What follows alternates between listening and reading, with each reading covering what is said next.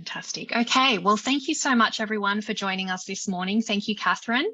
I'd like to start by acknowledging the traditional custodians of the lands on which we are all living and working and dialing in from today. I'm living and working on beautiful Wongal country at the moment, and I would like to pay my respects to their elders past, present and emerging.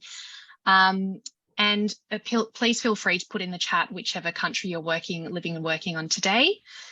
So just in terms of guidelines for today's learning session, so you can obviously unmute yourself and turn on video view if you prefer during Q&A, times of Q&A. Your faces won't be captured in the recording, but audio and voices will. Catherine will let us know when it's time for Q&A or when she's happy to take questions. So please hold off any verbal questions until then, but also obviously please feel free to use the chat as we go and we can feed any questions through to Catherine as well. So the resources from today, including the PowerPoint presentation that Catherine will be providing us, will be accessed from the NCOSS website following today's learning session, and Rosalita will send out some communications about that.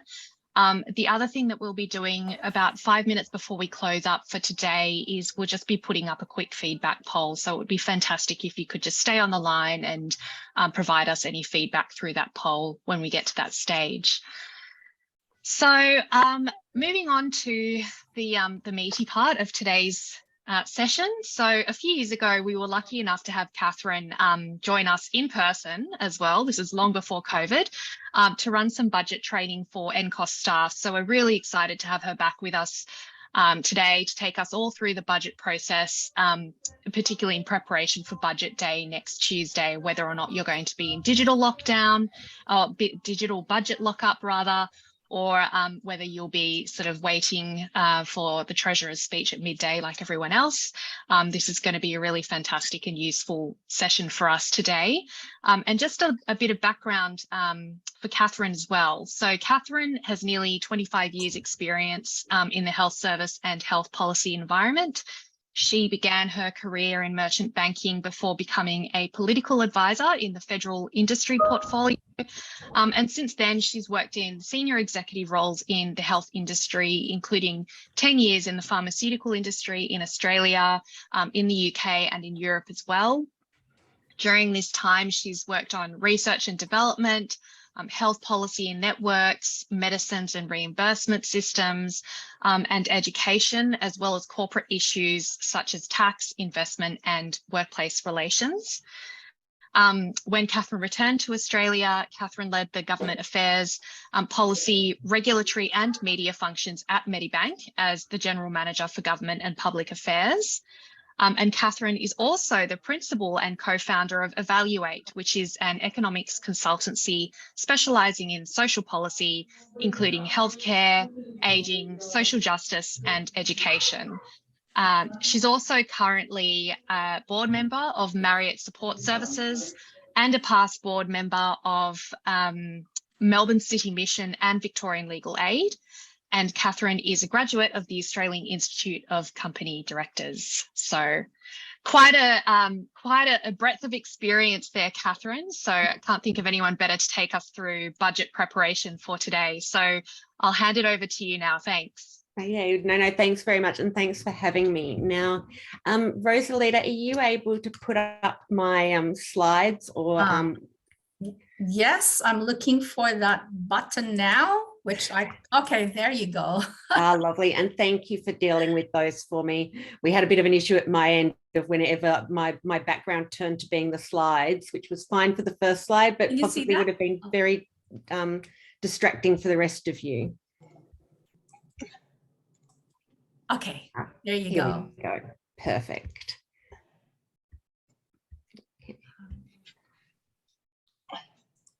Sorry.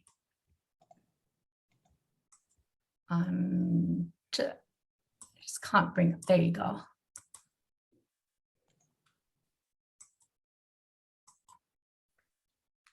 So just thanks very much for having me to do this again. I'm really, it's great to join you, but also I think one of the things, and thank you very much for that introduction, Elise, as you'll have gathered, I've got a long background in health and social justice and social services. I'm really committed to it. But one of the things I am very much committed to across the board is actually capacity building in organisations such as those that all of you represent.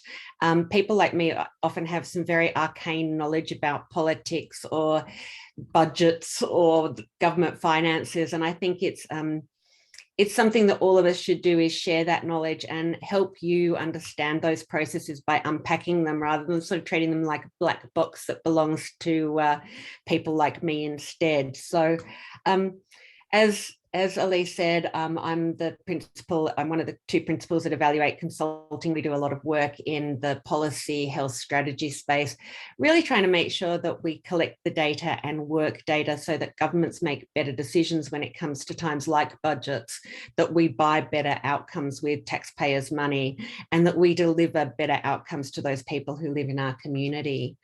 Now, if you're happy to move 2 slides, we probably don't need to do the introductory one, Rosalita. If you're happy to move to 2 slides onwards, I'll just take you through an outline of the presentation.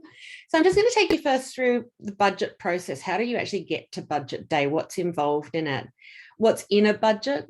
How, in your roles, how to approach a budget? What's in the budget? The sources of information that are in the budget. What the structure of the budget papers are. This is quite important. In the last few years, and certainly since I did this presentation last, the New South Wales government changed the way that they reported budgets to the public. There's been quite a lot of changes. I'm not totally convinced all of them are positive for people like us trying to read them, but the structure of the budget papers is an important thing to understand. And then how to read them, so how to find the information you want, and then finally sort of questions and so forth. So the budget is really the most important political, economic and social statement that a government puts out. It happens annually, and it's actually the mechanism by which they raise or appropriate, is what it's called, appropriate, raising funds for the services and programs that they want to run. But it's also an important statement of what they think is important and what they think the community thinks is important. This is an important budget, particularly for you in New South Wales, because it's the last budget before you have an election next year. And it points, therefore, to the government priorities between now and an election. It also points to the things that they're not prioritising. So some of the gaps that you or we might think are important that they've decided to not fund, or not fund in a manner that we think is sufficient to meet community requirements. The budget outlines information for this year, but it also outlines financial information for the following 3 years. So that period is called the forward estimates. And you'll often hear people talk about, oh, there's $100 million in the forward estimates for a project. Now that means it's over the next 3 years. One of the things that's often important is to see in which of those 3 years is that money going to be spent. Because sometimes there might be a big front loading of that money. Sometimes it might be spent evenly. Sometimes it might actually be backfilled. So all the big part of the money being at the last of the 3rd years, which does often raise the question of whether that money will actually be delivered. So just going on to the next slide, the budget process is really long. So the budget cycle begins in December for a document that gets delivered in May. Senior ministers write their priorities. They write what we always used to call, when I was in government, a wish list. So each portfolio minister will write a wish list of all the things that he'd really like. They're encouraged to write a list of savings. That's often much harder. And then the expenditure review committee gets together. That's the group of usually the Premier, the Treasurer, a couple of the Finance Minister, and a couple of other key ministers. It's usually 5 to 8, but smaller is more common. And around sort of, usually probably they meet from March or February even these days, all the way through to sometimes right up until the week before the budget, to determine what does the government want their budget to look like. It then has to go to the Cabinet, who signs it off, and then the Treasurer presents it on budget day, together with the laws that actually need to be passed by the 30th of June in order to make that money available. As we said, it's a 3-year budget process. So in August, September, you have budget estimates where people question relevant ministers about how that money is being spent. In November, there are annual reports that come out to say what different departments have done and different agencies have done. And then in December, there's usually the half-yearly review where the Treasurer has the opportunity to update and say, oh, well, this is how we're tracking against budget, or we've spent this much money, or this program's overrun, and actually update the community about what they're going to do about that. And then the budget cycle at the same time is restarting for the following year. So the budget is always underway. It's not just a point in time. It's a process that happens pretty much all year round, just at different parts. So just looking at the next slide, there are parallel processes within the budget. So there's the post-budget, reporting against last year's budget, the budget year, so the processes and reporting requirements for this year's, and then the pre-budget of actually beginning next year's budget. And as you will have seen from the slide before, those often overlap. And what's also really important is because they overlap and the forward estimates then overlap with, so this year's forward estimates overlap with next year's budget, you can't read budgets in isolation. You really do need to look at them as a series of documents and have a feel for what's happening in them to compare them against each other. So just the next slide. So what's in a budget? Fundamentally, there are statements of intent about expenditure and revenue raising. What's government going to spend money on? What's it going to raise money on? In New South Wales, you have 37 state outcomes. Your Treasury model moved over a few years ago to reporting on what's called outcome reporting. So the budget actually reports against those 37 state outcomes. It involves overall statements of priorities within those, but also specific items. There are policy statements about what they're going to do, accounts that relate to programs and policy statements. It also talks about the underlying financial assumptions. So how fast is the economy going to grow? What is income and tax going to be like? What are interest rates going to be like? Because obviously, you know, most governments borrow money, and we've seen a lot of that, particularly in the last couple of years. So what are they going to borrow money about? And then what's the interest rate? So what's repayment like? Just like your household budget, the more you have to pay in loan repayments, the less money you have to spend on other things. And how much employment will there be? Employment does matter to state governments because of payroll tax. So all those things, those underlying assumptions, are part of the bigger picture of the budget that then filters down into the program management. So how to prepare for a budget on the next slide. The most important thing about approaching a budget, you know, you've got a week now before the New South Wales budget. Prepare for it.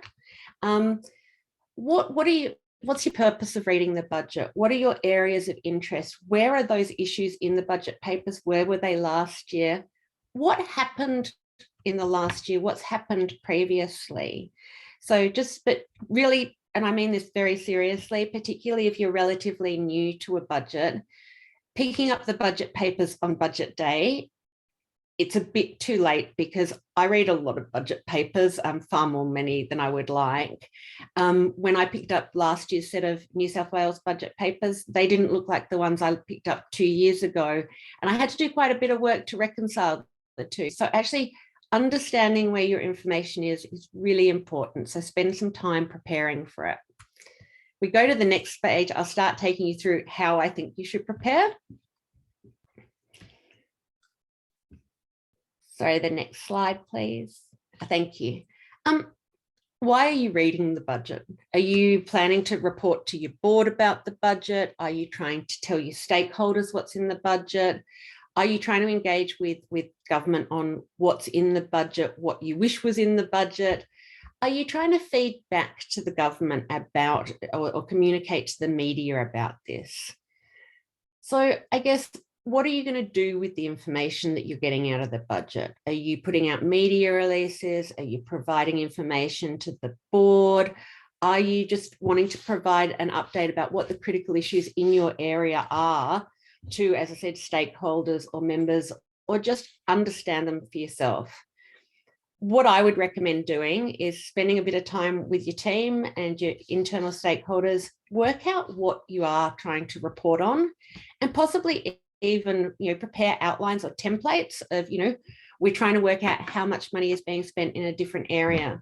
We want to work out how much money is being spent in homelessness this year versus last year. So I just put the heading in for homeless. So you actually have those headings and that information of knowing what you're looking for in the budget. So you can always fill in the gaps during the day or as the materials become available. But it's really good to understand before you start what you're trying to tell people and why you're trying to tell it to them. So I'm happy to take questions if there are any during this process. Otherwise, I'll just kind of keep going. Rosalita, the next page then, please, the next slide. But what are your key issues? I mean, just looking at the people who were joining us today, I suspect homelessness, mental health, disability support, cost of living issues, climate change impact, social housing, health, education, community support. If you're lucky enough to have a team, or you can pull in some resources from some of your other colleagues, allocate those issues to different people. So each person's looking for a specific thing. It actually sort of breaks down the work. It makes it more collegiate. To be honest, it can be a lot of fun writing budget reports with other people. It's a less lonely job. I've done it in teams. I've done it on my own. It's quite nice to do it with at least one other person if you have the opportunity to get that resource in, just to share that load and debate what you're seeing and finding. So, the next page of what are your issues? Work out where they are. So, where are your issues in the budget papers? So I would really recommend, after you've worked out what your issues are, what you're trying to report on, which portfolio or cluster are they in? And I'll talk a bit about clusters in a little while. Look at last year's budget papers. Work out where those things were reported in then. They're highly likely to be reported in exactly the same place this year. So it will actually just save you a lot of time and a lot of effort on the day, and to be frank, a lot of stress, rather than sort of going, oh, where is the information about homelessness, of being able to say, oh, homelessness lives in this cluster with this state outcome. This is where it should be. And then going and having a look at it in the budget papers. And I'll take you through that shortly. If they're new, where or you're expecting a new announcement, where do you think they'll be in the budget papers? And as I said, I'll take you through some of the structure of the budget papers, but actually just look at where your issues are in last year's budget papers, where they were, what was said about them. It's also useful just to see what was spent on them last year, so you can do a comparison. Is this year's spending higher or less? But at least then you'll be prepared for where are they in this year's budget papers and where to look for them. So the next page really is about that page. The next slide is really about working out what happened previously. What did the last year's budget say would be spent over the next through the forward estimates? So the next 3 years from last year. Have an idea of that. See what announcements have been made since, and then you're prepared when you look at this year's budget to see what the differences are. Have the government sort of sneakily decreased the money that's going to be spent? Because trust me, if they are decreasing money, they will not announce it. You will have to find that. But also what announcements have been made since that budget, what has been said about what media releases have been made, what policy announcements have been made. And I know this sounds like a lot of work, but it actually doesn't take too long, and it really will help you on the day and shorten the amount of time on the day that you need to spend on this, just having that feel for what happened previously. Okay, so if we look at the budget itself, there are all sorts of sources of information. So the next slide, thanks, Rosalita. Last year, I looked earlier in the week about last year's New South Wales budget, and huge numbers of announcements were made on the weekend before the budget. So the budget was on the Tuesday. There were so many announcements over the weekend, so many media releases across various portfolios. Keep an eye out for those. They'll be probably reported in the newspapers, but look at ministerial websites to have a look. And I've got a few of those at the end of this presentation for you. On the day, of course, you get the budget papers, you get the budget speech. So the Treasurer will make a speech. And just remember that, the Premier, this time last year was the Treasurer. So I expect that this budget will have a lot of his priorities in it. The Treasurer will put out a lot of media releases just about economic issues, and a lot of other ministers will put out media releases. Now, those other ministers' media releases are critical because they often provide a lot more information than you'll find in the budget papers. In the budget papers, you'll find the top line material, and you need to find that top line material in order to then go and find the sort of more detailed information. And usually that will be in ministers' media releases, but also there are lots of fact sheets and other materials that are put out. There are also a lot of overviews that New South Wales puts out. There's usually one for Western Sydney, there's one for regional New South Wales.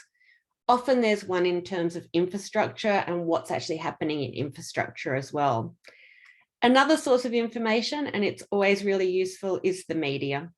The media, there are people in the media who have spent every year in lockup for sometimes, God bless them, decades. They find things, if there are big announcements, little announcements, they will actually often find them, write about them. So actually you'll often see things coming up in the news that you might not have picked up yourself, but actually are really relevant to your area and your interests. So just going on to the structure of the budget on the next slide.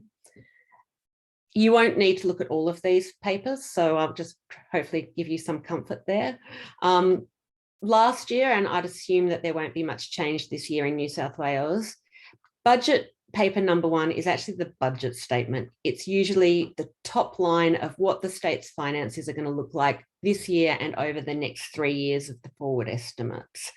It often includes a lot of macro information about unemployment levels, employment levels, interest rates, gross state product, all of that, most of which will not be that relevant to you unless you want to give your board or your internal stakeholders a bit of an overview about how the government thinks the economy is going to track in the next few years.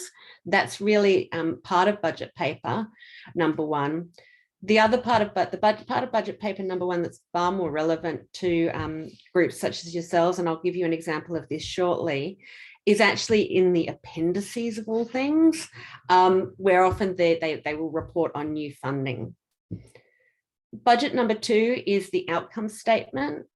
It looks at the 37 state outcomes I mentioned before and reports against each one of those. So it actually reports against results, services, and total expenses. Budget paper number 3 basically says where the government's going to spend money on infrastructure and what money's been spent recently on capital works, rail lines, freeways, roads, those types of things. Budget number 4, paper number 4, New South Wales has a lot of government agencies. I'm sure you would all know a lot of them. I used to sit on the board of Victoria Legal Aid. New South Wales Legal Aid is one of the agencies, but there are a lot across community services, housing, and so forth. It actually talks about how much money is going to those agencies and any specific things those agencies need to do with that money.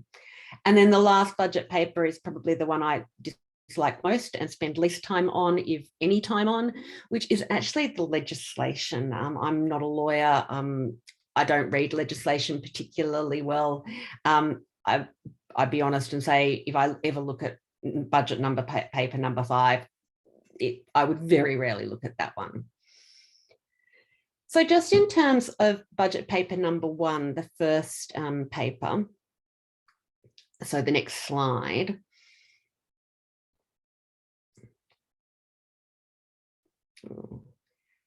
As I said, it's got key budget highlights. It's got the fiscal strategy. It's got the overview of the economic environment. It includes top line expenditure. And as I said, I'm just going to take you through a particular example of this shortly, particularly in terms of new funding and revenue measures. So where is the government going to raise money? You might want to spend a bit of time looking at that. As I said, I suspect most of you are probably interested in where the government's spending money rather than where it's raising money. The one thing that newspapers are really good for is newspapers really always like to talk about the budget losers and obviously the budget winners, but they're very fond of talking about budget losers. So working out where the money is being raised from is usually very easy to find out, because read the papers, get online, you'll find that out quite quickly, and whether it's going to impact any of your communities or areas of interest. Budget paper number 2 on the next slide, please. This is kind of more interesting for you in terms of your areas. It's organised in clusters. New South Wales organises all of its reporting these days in clusters. So education, health, stronger communities are probably the ones of most interest to you. And then all of the 37 state outcomes fit within one of those clusters. So, best start for life in young people is an example of that. People having a safe and affordable place to live. Children and families thriving. Those are all the state outcomes that I think, and there are a number of others, it's worth going through those, as I said, work out those that you're interested in and where they sit in the papers. Budget paper number 2 then outlines the financial information about those, where money is going to be spent, what policies are in place about those, what success measures. I was looking through them yesterday, people at risk of reoffending, how many people have gone back to jail? In terms of safer communities, how many people feel safe walking home to their own house at night? How many people do actually have a safer place to live than they did last year? So that all lives in budget paper number 2. And so every outcome has those programs within them of what has been done to do that. So housing sits within people have a safe and affordable place to live. Okay, what program actually lived in there? What program exists? What's its contribution to the state outcomes and the Premier's priorities? And what program performance measurements exist for each of those? So feel free to interrupt me with any questions at any time, as I said. The next slide, please, Rosalita. So as I said, this is just a depiction of what I've just sort of talked about. You've got outcome 1, outcome 2, and then you've got the programs within them, the agencies that relate to them. It's really just a picture of what I was just trying to say. I'm not a visual person, but I know a lot of people are. You can see the program performance measures for each program and which outcome those programs report to. And that's really how the budget is structured. So giving you an example of this on the next slide,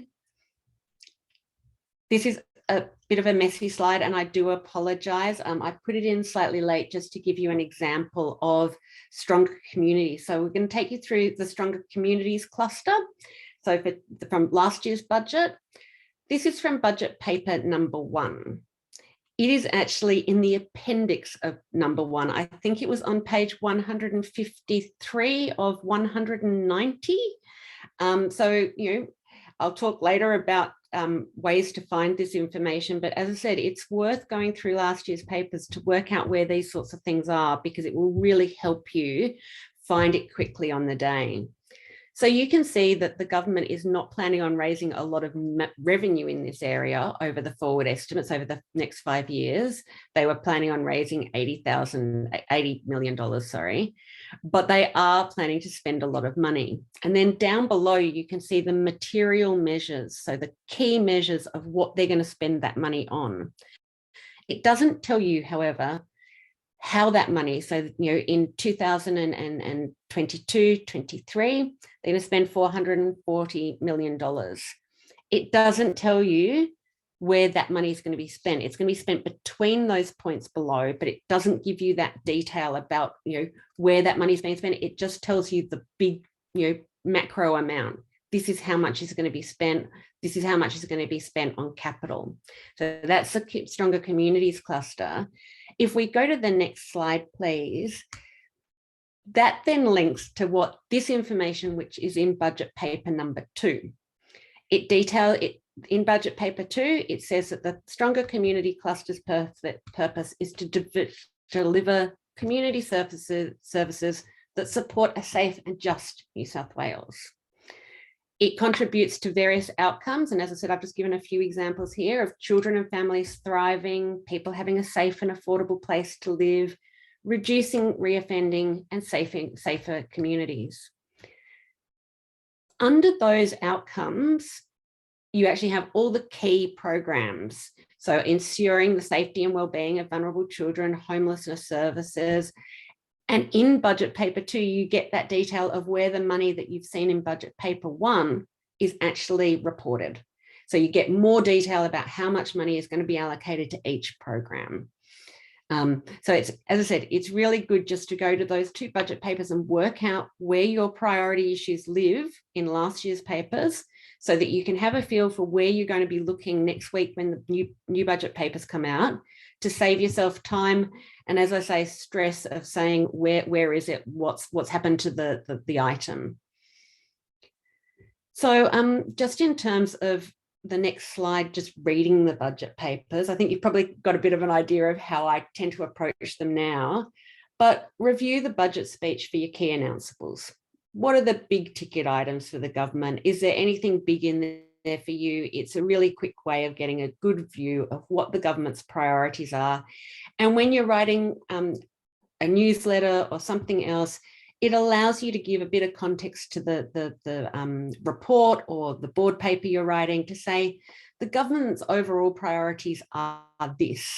You know, there's a budget overview paper that's about 30 to 40 pages long. It will give you again that feel for what is the context, what does the government really care about at the moment, and what are they mostly focused on. Then, as I said, you can look at budget paper number 1 for the priorities and that top line financial information, how much money is going to the cluster. Budget paper 2, the state outcomes, Premier's priorities, cluster information about the budget highlights, the investment in programs, because I suspect that's what a lot of you are really interested in, but it's really good to have. There was, $440 million in Stronger Communities last year. What percentage of that went to which program? So where is the government prioritising their spending? And also the performance measures. Are more people feeling safer walking home at night than they did last year? Are more children in safe care than they were last year? Have those, are we actually delivering to the programs? If a program isn't delivering, and you can see that in the budget, you have good reason to then go into government, in the event you want to say, maybe you need to change the programs you're delivering. Maybe you need to tweak them. Maybe you need to be more innovative. Maybe you need to just try something else. And I know a lot of you will be thinking like that. But then compare that information in budget number 2 to what you've looked at before. The budget media releases, as I said, each portfolio minister will have budget releases on their website, and any other statements or fact sheets from the relevant ministers that again, are usually on their websites.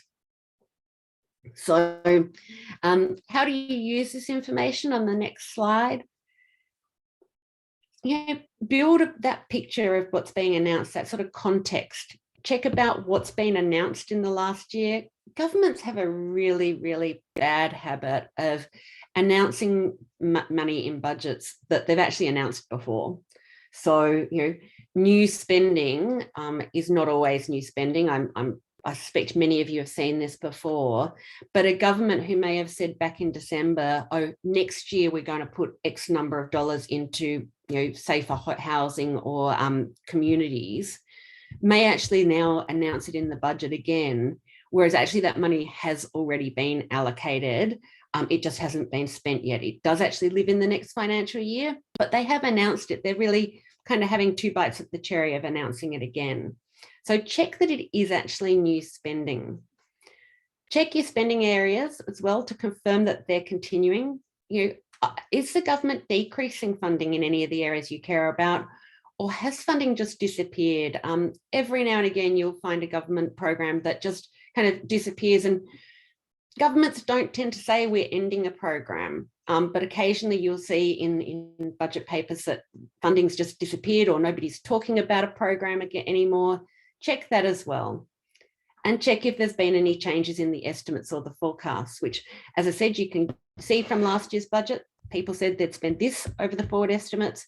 Is that still the same amount of money, or are they changing it somewhere in there and simply not wanting to tell you? Catherine, hi, it's Elise. I have a quick question about the question about whether funding has increased or decreased. So I know that you said in the previous slide that we should be looking at the forward estimates, and if the forward estimates from last year, are, for example, higher than what's actually in the budget this year, then that indicates they haven't spent what they said they were going to spend. From recollection, in budget paper 2, when you get to the first page of each cluster, there's a little section that talks about recurrent spending. And so I'm just trying to get an understanding of what is the significance of that particular figure. Is that something we should also be looking at, or is it something that's just, not necessarily relevant to what we would be interested in? It is relevant. I think the easier way to actually see the funding stream, though, I think reading through that, having a feel for it is a good way of doing it. Oh, very good. Hello, Atwood. Sorry, my cat likes to join Zoom. Is actually going back to that piece that I showed in budget paper 1 of actually has the cluster increased or decreased. So if you actually compare budget paper 1 from last year and budget paper 2 from this year, you can see if overall funding is increasing. You can then go and look at the recurrent funding of actually how is that playing out in, as you say, that first bit of each cluster in the budget papers. You can also see sometimes whether that's capital expenditure or not. I tend to think that's less important than the overall spend, and then go into each of your outcomes and each of your program areas, Elise. Does that answer your question? Yeah, it does. Thanks, Catherine. Not at all. Then just the next page, please. Oh yeah, the pitfalls of the budget.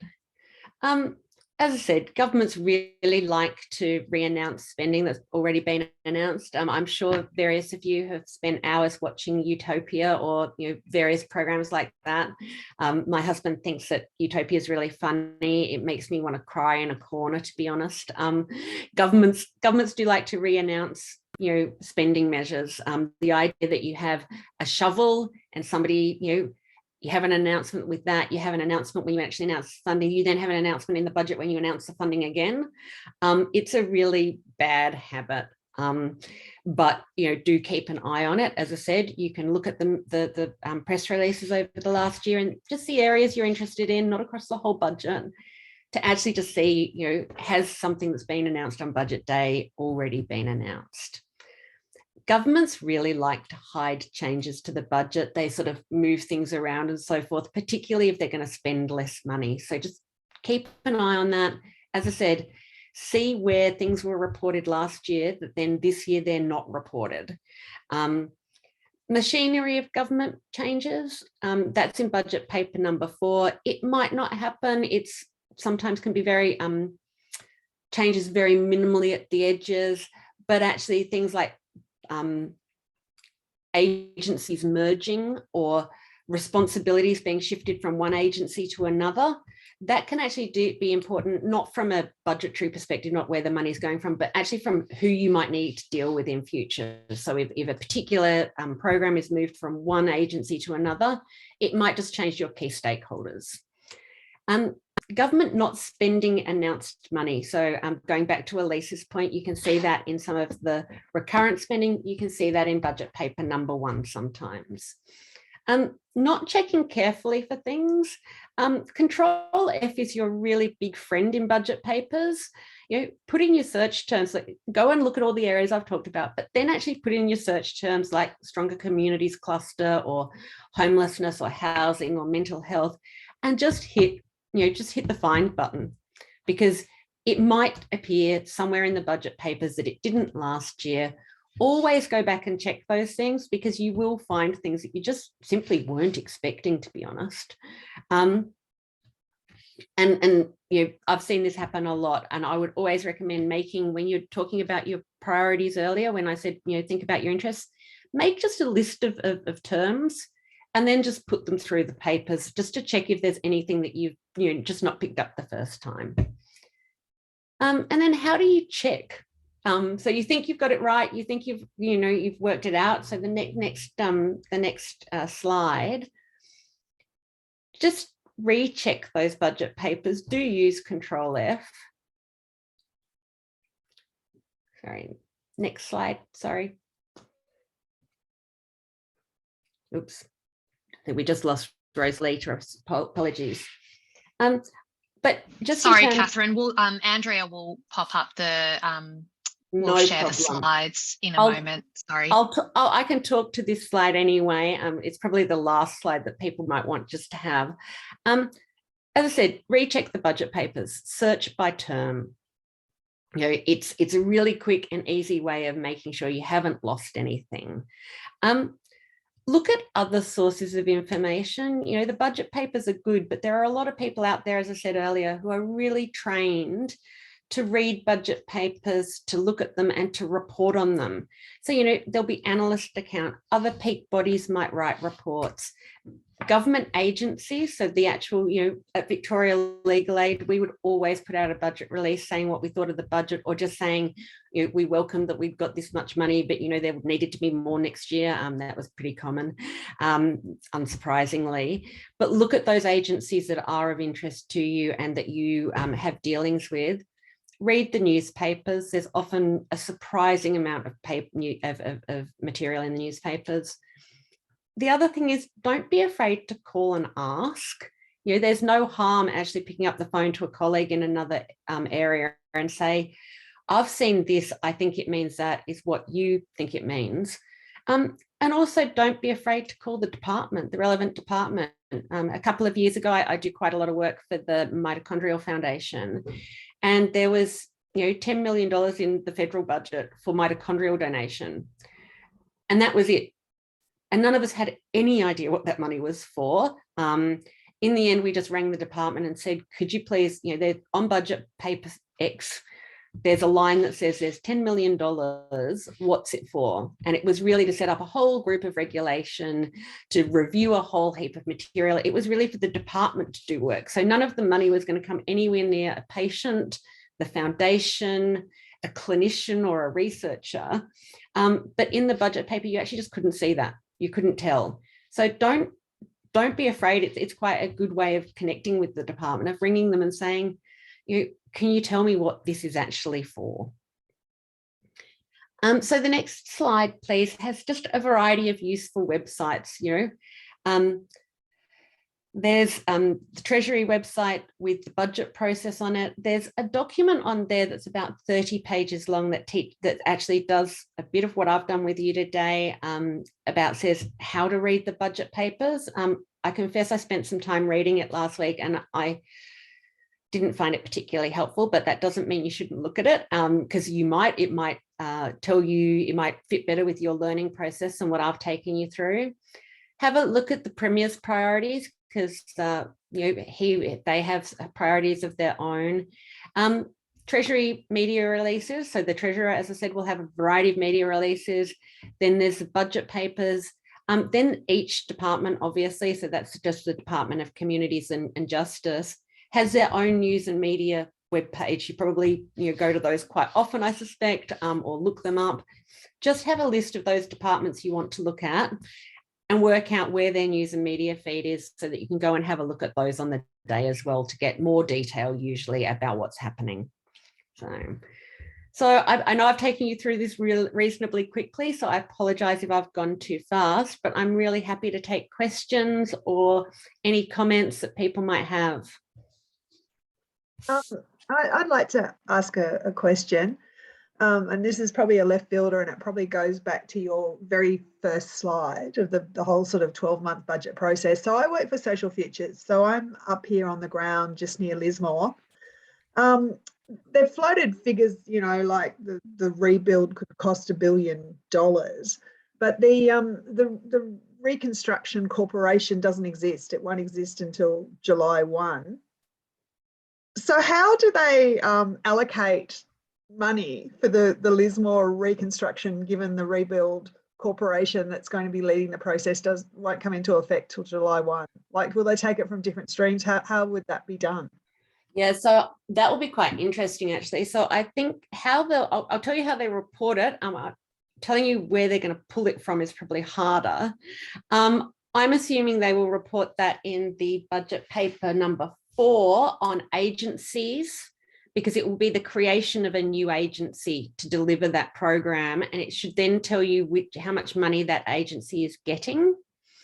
So that will also include, though, probably staff money, not just the Lismore piece, but that will actually tell you the machinery of government changes, and could also tell you where that money's coming from, but it will at least tell you how much the money the Reconstruction Agency has. You then go back into and I did see it in one of the clusters. If you look at the clusters, there's actually one of the clusters in the clusters. So this is budget paper 2, when you say the budget paper 2. Okay, so budget paper 4 has got the agency budgets. Yep, and it will tell you if also that machinery government change. So if that money's been pulled from somewhere else, it may well tell you that. Or in one of the other agencies, if you think one of the other agencies might have money pulled from it, look at that other agency and see if there's been money pulled. Then budget paper 2, I'd go into.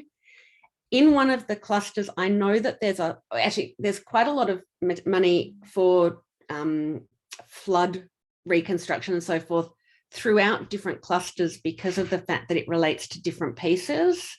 So I'd have a look at those on budget day as well to see if any of those are specific to Lismore, because I suspect there will be.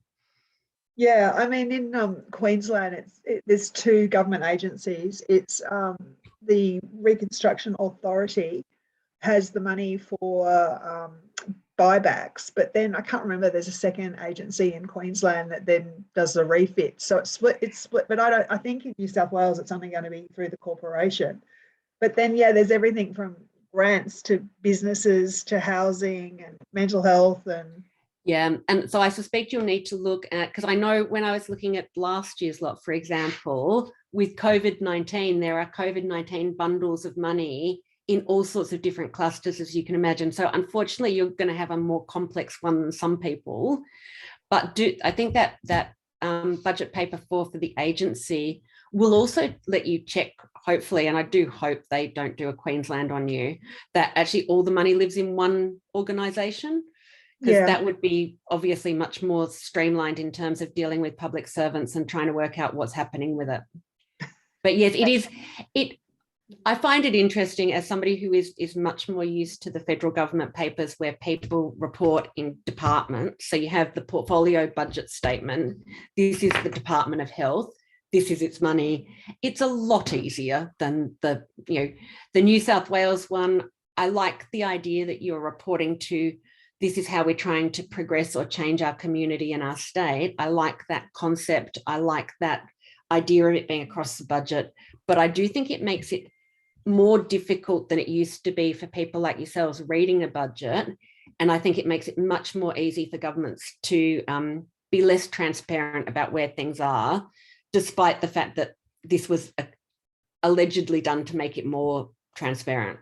So do any other state governments have, how we have these 37 state outcomes? Do any other states work like this, or is it just New South Wales? No, I think South Australia works like this. The federal government played with it for a period of time before getting a bit of a backlash by a lot of people that they didn't like it very much.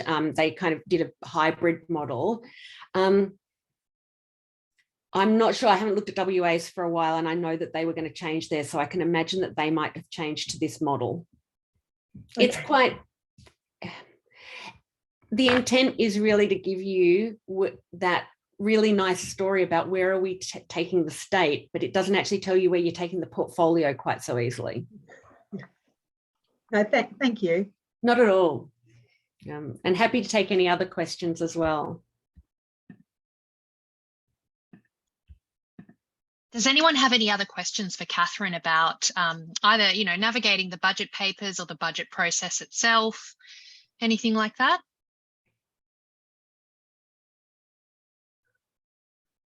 I had a follow-up question, Catherine. I guess in regards to not just the budget prep, but when we are trying to sort of figure out what's new money, what's sort of a secondary announcement, that sort of thing. Is there any worth in us also looking at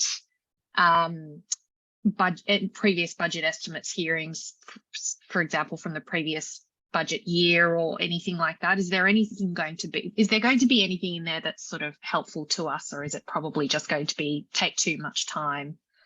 I tend to think that takes a lot of time. It's worth looking at the time of budget estimates to see what's being said, making a note. But I think there are some bits of budget estimates that are quite useful, but there is a lot of politicking of trying to catch people out in budget estimates rather than actually getting information. I think one of the things I would say is that using budget estimates, if you've got friendly MPs and so forth, of getting them to ask questions. So if you actually have questions about this budget and budget estimates are coming up, if you're not getting the answers you want, try and get somebody to put those questions on notice to find out what's happening. So I actually think that it's more useful as a prospective issue source of information than a retrospective source of information, Elise. I spent a long time, and this is going back a very long time, trying to work out what the federal government was doing with the vaccines program. And the only way we ever got the answers to where that money really was being spent was through budget estimates. But looking at past budget estimates wasn't going to help me find that information. So I really would encourage people, though, from a government relations perspective, if you have questions about the budget that you're just not getting answers to anywhere else, budget estimates and a friendly MP can be very useful. Thanks, Catherine. Are there any other questions from anyone on the line? I've either bombarded people with too much information or they're really letting me off lightly. Well, I'm still, give my little pet area of interest, or it's not a pet area, it's a major area of interest, the situation here in Lismore is such a mess. I mean, the corporation doesn't come into effect until July 1. And then it's going to sort of have recommendations as to whether it's going to go with buybacks or whether it's going to go with land swaps. So, I mean, how do they begin to budget for that? I mean, they've thrown a figure around of $1 billion. The money they put on the table in Queensland from memory is about 730 million. So given that the lead agency doesn't yet exist, how does that work in the budget process? So there will be a group in Treasury, probably together with the relevant portfolio area, will have sat down and done a bottom, I hope, there's a bit of trust involved in that hope, sat down and worked out approximately what they think is going on with the data that they have to hand, and made an assessment about what one program might cost, what the other one might do, and then using the assumptions that they have to hand. And there are really good economists in Treasury and good financial modelers have actually worked together to try and bring that number together. But it is based on assumptions. I mean, I think the whole challenge with, I'm an economist, the whole challenge with any budget that you put, and you would have this in your own organisations, you're making assumptions about how much paper you're going to use in the year, how many staff you're going to have, how much their wages are going to go up, how much the electricity bill is going to go up. The government's doing pretty much sort of the same thing on a really big scale. And then they're factoring in all of those other economic pieces about how much money they're going to raise, or the fact that they're hoping there's not going to be a disaster next year that then costs them another heap of money and impacts people's lives. They're all the assumptions that they're working with, and it's why it's a very imperfect process, but I can't think of one that's better, if that makes sense. I mean, pandemics, climate change, bushfires, entire towns swept away by floods. They're you know, that's new territory. So you did like see with the federal budget that you've had all this fallout that Harvey Norman's got very rich, you know, with the the pandemics, because it's uncharted territory. Yes, and I think that's really the challenge. And you see the incoming government at the moment also talking federally about the fact that, you know, employment's going well, but interest rates are going up, which impacts how much money they need to repay. All of those things, as I said, it's an imperfect science. Going back though to your original question, your second question about how did they do the Land Corporation money, that is actually a question that you might want to think about asking somebody, or raising in budget estimates of actually, how did you do this? You know, how was this number arrived at? What assumptions did you make? Many years ago, I was involved in a pharmaceutical product that helped people stop smoking. And the federal government decided that this product was going to cost so many millions of dollars because it actually added the price of the medicine plus the price of the tax that they weren't going to get because of the fact that they weren't going to get the excise tax from people buying cigarettes, and put it in the budget that the product was going to cost this many millions of dollars, when to us, we were like, no, we won't sell that much of it. But we actually had to go and ask, how did you get to that figure? What assumptions did you make? They were making very nice assumptions that we had a really good medicine that was really going to help people. But it was a bit of a shock on budget night when we opened it up and they had this, you know, $160 million, I think it was. And we were like, oh, we wish, because trust me, we weren't ever going to see that. So actually going and asking the people, contact the department, talk to the treasurer's office, talk to the minister's office. If you don't get any joy, get somebody to ask in estimates of how did you get to that number and how are you going to spend it? Well, it's kind of been interesting as well, because you hear with the bushfires that, you know, people are still homeless, and then there's unspent money, but it was given, you know, the federal government gave it to the state and the state gave it to local government, and they actually just didn't have capacity to deliver the services. So they budgeted for it. It was like no one was there on the ground to do the work. Yeah. Those bushfires.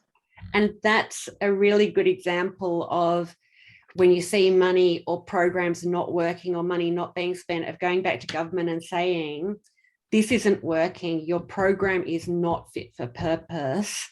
Here's an alternative. As a former political staffer, I'm just going to be really frank with all of you. Somebody walking into my office and telling me that the program that we're delivering doesn't work is not particularly helpful. Actually, what I really want, because I'm dealing with all sorts of different areas and I'm dealing with the top 3 issues with every, you know, I was in the industry portfolio of every industry. What I want people to come in and say, the program has the following problems that you could fix by doing X, Y, and Z to it. So going in with a problem is not particularly helpful. Going in with a solution that you're willing to negotiate on or you know, work with them on is really helpful, because actually government, political staffers and ministers and government officials hear about problems all the time. They very rarely hear about how to fix it. And I remember somebody walking into my office once and saying, well, you should fix it. And it was like, it's not my industry. I don't work in it. I don't know anybody other than the person who's sitting in front of me at the moment who does work in it. Actually, you come and tell me how to fix it. You're the expert, or at least the representative.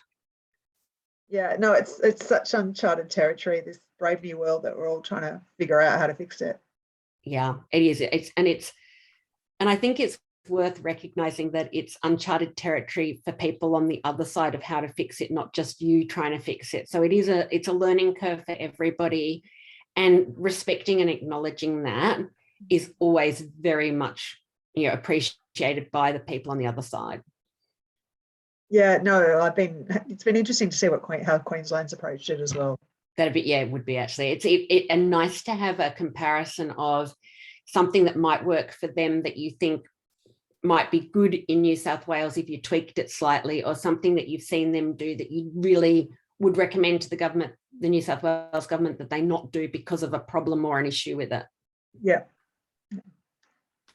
Catherine, we've got a hand up from Francesca from NCOSS. Excellent. Hi, For a question? Francesca. Hi, Catherine. Just in relation to that, I was wondering, when charities and, various peak bodies put out sort of revenue suggestions, like tweaks to tax, and I can't remember who it was, but someone recently put out an article around if you reduced the capital gains discount from 50% to 37.5%, you could do all this other stuff. Do governments take those things on board as well in terms of solutions? Governments are always very careful about anybody who owns a house, sadly. It seems to be. But yes, I think those sorts of big, brave ideas are really worth putting out there, because I think in the longer term, they change the debate. I don't think you're ever going to most governments won't take something like that up at first go or second go or even third go, but creating a community discussion about how we manage those things is, over the longer term might get some of the smaller movements. I spend a lot of my life, though, writing papers about smaller programs, about how to, for example, we did a big paper a few years ago about the economic benefit of Hello Sunday Morning, of helping people, the Daybreak app, trying to help people stop drinking, which showed a huge return to an individual by savings that they made by not drinking, and a huge saving to governments because of the fact that people don't end up in hospital or mental health units when they either fall over because they're drunk or have an accident and so forth, with the result that that program is now that one little app is free to every Australian citizen who wants to use it. And we've found that that type of work on programs tends to get better uptake these days than the big, brave reforms, because I don't think we have that many big, brave politicians anymore, just as a personal comment. I know I'm being recorded, but, it's sad. I mean, I hope to see more of that big, bold reform, but I think changing things at the edges is easier, likely to be more successful, and you're more likely to have the data. I think one of the observations I'd also make about, the 20 plus years I've worked in government is, once upon a time, departments did a lot of their internal data gathering, a lot of their internal data analysis, and a lot of their own policy development. My observation over the last 20 years is they now look more and more to consultants or industry or not-for-profits or charities to do that type of work. To, you're running a homelessness program, could you please give us all the data and tell us how good it is or how bad it is? Once upon a time, they would have collected that data. They now expect you to do it, and they now expect you to write the report. And that's really hard for the not-for-profit area because of the fact that the funding is not there in the same way as it is for some of the big industry groups and so forth. But collecting that data, analysing that data, and presenting that data in a logical, sensible manner, in my observation, gets more change than a lot of those big, if you changed capital gains to 37.5% instead. So, bit of a long answer, sorry. Are there any other questions for Catherine? Yes, you're very beautiful. My COVID baby. Catherine, I have a couple of questions. So one is sort of a follow-up question to the slide when you were talking about the budgetary cycle and sort of the timing of everything. When, in your mind, obviously, as many of us being peak bodies who do put in pre-budget submissions, that sort of thing, when would be the optimum time for us to put in a pre-budget submission? Because I often feel like we just end up putting it in too late when decisions will already have been made internally within government departments. I would agree entirely. So I think I'm always fascinated, Treasury, at least Federal Treasury, I haven't looked at when the New South Wales Treasury calls for submissions, but the Federal Treasury usually calls for submissions sometime in late November, early December, with a closing date by the end of January, at which point, given the fact that senior ministers are reviewing budgets from their own departments in January. If you're not in that, you're not going to get through, you're unlikely to get through the rest of the process without input from someone else. I think most people should be having conversations about serious budget submissions to governments in November.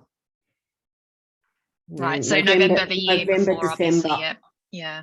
Yeah, and because it allows you then to judge interest. I think also, don't just go to your minister about it. All of you, I mean, one of the things that's good about social services, not-for-profit, other groups, is you have a lot of contact with community and with local MPs. Actually sell your submissions to local MPs so that they go and tell their minister that they think they should fund it. You know, if you get a whole group of backbench MPs saying this is really important to the service in my electorate, this is really important to this, or I've worked with this group, they're really credible. And I know a lot of you are peak bodies and you have that credibility already, but just getting other people to back you in on this is worthwhile. And that process needs to start earlier. And I do think that it's something that I would argue probably 90%, 95% of Australian organisations start their engagement on their budget submissions too late. That's really useful perspective. Thanks, Catherine. And I guess the other question that I had was more around funding for our sector. So obviously most of us who are on the line would probably, our primary funders would be one of the government agencies, most likely Department of Communities and Justice, if not some of the other ones, or in addition to the other ones. Is there any way, looking at the budget papers, is there any way for us to be able to get any information about the funding that will be going towards our sector or the programs that we run from those government agencies, and not just necessarily in terms of overall, but also in terms of our indexation or the escalation of funding that we'd be getting, that sort of thing? Yes, and usually some of that will sometimes be in the agency budgets. Some of that will also sometimes be in ministerial statements. The other issue is that because often you're not getting the indexation, you know, we just don't get the indexation that we need or deserve, and we all know that. Actually, sometimes you're just going to have to ask what indexation is because of the fact that it might not be in there at all. Yeah. Okay. So yeah, that was one of the questions in the chat, was exactly about this. So how do we know if indexation is included? Just looking at the budget documents, noting that often the information that's in there is very high level. Yeah. And as a result, I mean, New South Wales budgets have got more high level. I think they've got, as I said before, I think they've got less easy to find the information that I think groups like yourselves are looking for. And I don't think that that's easy to find any longer. Unless somebody actually states it, I just don't think it's easy to find. So you may need to ask. It might be in there. It might be in ministerial press releases. It might be in budget paper 1 if it's across the board, or if it's for certain areas. But to be honest, I think you may well struggle to find it. Thanks, Catherine. Yeah, are there any other apologies to be being negative on it? It's just no. I mean, it's confirming what we all sort of probably were suspecting anyway. But yeah. Yeah, I think the one thing you're more likely to be told is how much more you're going to have to pay staff, but you're unlikely to be told how much your programs are likely to be getting more indexed or unindexed. Mm. Are there any other questions for Catherine from anyone on the line? Frankie, did you have another question, or is that your hand's still up? No, okay. Any other questions? Otherwise, we might start to wrap things up.